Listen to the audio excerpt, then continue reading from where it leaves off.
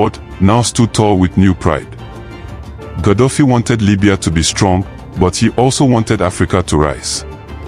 He believed the continent had been broken by years of colonial rule.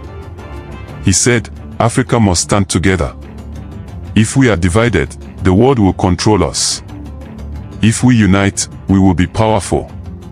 Some leaders listened. Others laughed. But Gaddafi did not stop dreaming. He pushed for the African Union.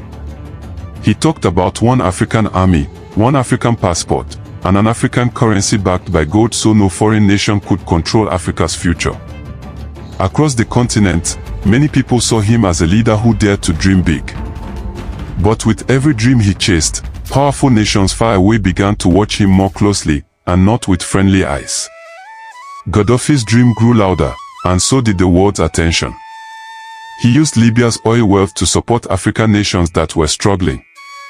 He paid debts for poorer countries, built roads in others, and funded African development when no one else would. In many places, people called him the King of Kings of Africa. But in the West, leaders whispered something different. They called him unpredictable, dangerous, too bold. Gaddafi wanted Africa to have its own bank, its own gold-backed currency, and its own strength separate from Europe and America.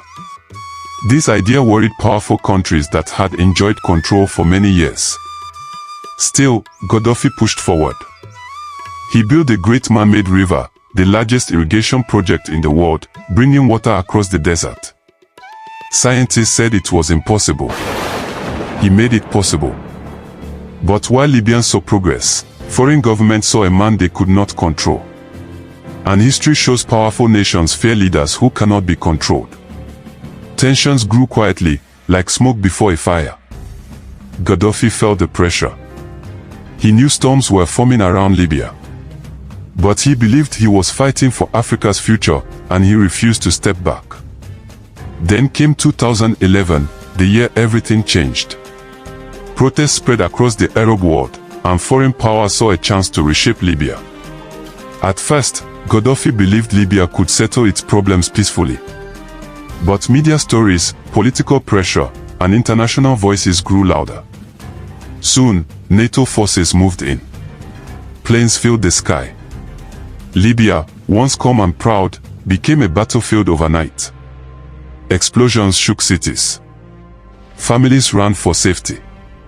Chaos replaced the life Libyans had built for decades. Gaddafi refused to leave the country. "I will die in Libya," he said.